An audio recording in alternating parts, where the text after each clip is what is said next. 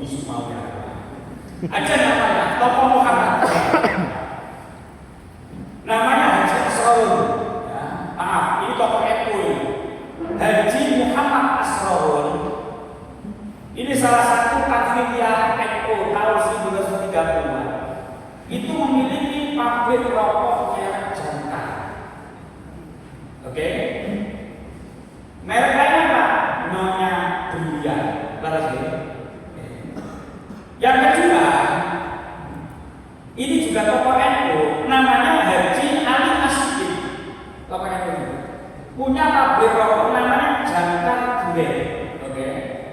Kemudian juga ada lagi Haji Nur Hakim, punya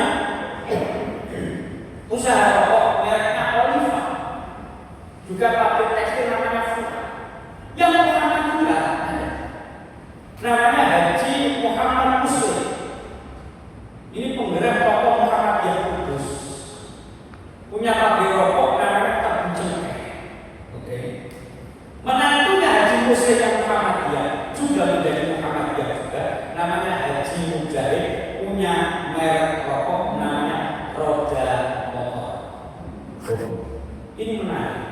Ini tercatat dalam buku ini bahwa jaringan NU Muhammadiyah, Sobe KB, Kaji KB, peduli pendidikan para santri dan juga menjadi partisipan di dalam aktivitas organisasi di pondok di madrasah TBS.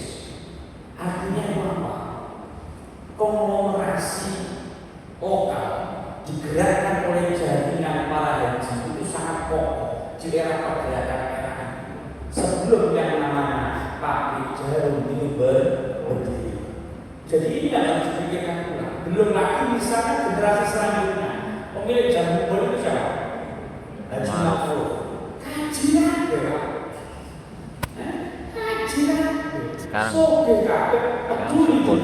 Sukon masih. Iya, peduli dengan pesantren. Apalagi dalam riwayatnya yang namanya Haji Mahfud itu dekat dengan Kiai Arwani, dekat Kiai Asnawi, dekat Kiai Abdullah dengan Kiai Abdullah Salam dan lain sebagainya. Oh, masih ada. Wah, keren sekali. Dan ini sesuatu yang menarik. Soge.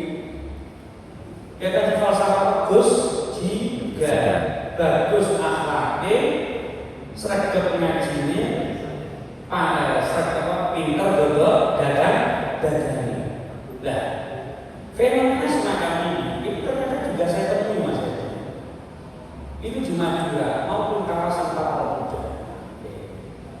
Kawasan Madura terkenal dengan tembakaunya, terkenal dengan tembakau. Sejak zaman dulu, bahkan ketika seorang berasal dari Tiongkok, namanya Lin Xingdi, mendirikan pabrik namanya Ji San Su Fatsal 2, 3, 4 sejak 1913 dikelola oleh HM Sampurna. Zaman ini ada HM Sampurna Haji Muhammad.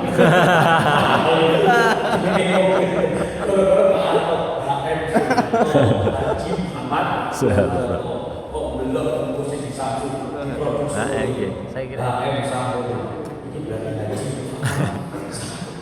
Haji ada tembakau di Madura, tembakau dulu. Ada tembakau di Temanggung, ada lagi tembakau menaik. Nah, yang menarik adalah kita juga sama di wilayah Jember tadi, kita juga banyak sentra produksi tembakau, tapi tidak langsung bukan rokok, karena langsung tentunya langsung. Yang menarik bagi saya adalah melacak jejak daripada pedagang tembakau.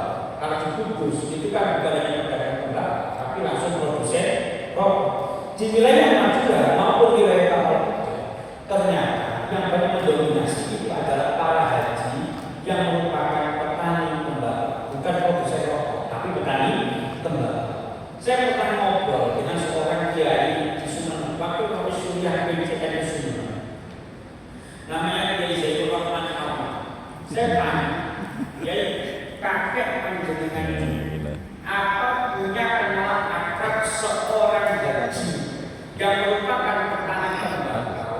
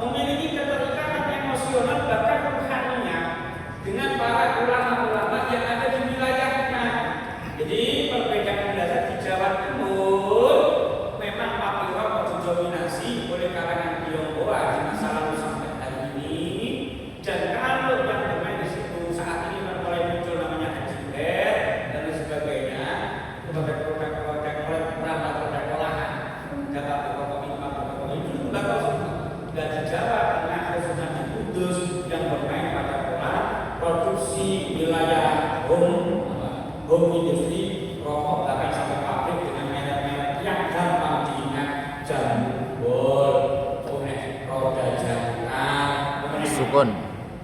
jangkar duren, Sukun Gus. nyonya berlian, abu cengkeh, ya. Ini menarik. Pedagang-pedagang zaman dulu ketika ngasih merek produknya, ngasih merek yang gampang diingat bahkan oleh orang awam sekalipun, tapi dampaknya ini jangka panjang. Saya contohkan kecap ABC, kecap Gano, kecap Camangkok, kecap penjual sate, gampang diingat. Termasuk ini, Diva, Oliva, Jangkar Duren, ya kan itu gambarnya Jangkar dicekin Duren, ya wes dengan itu supaya gampang diingat. Tapi bisa minimal 2,5 seperempat ini masih ada. Tapi coba bandingkan dengan sekarang. Produk-produk yang hanya mengejar sisi viralitas, popularitas spontan. Mie setan, mie iblis, bakso pocong,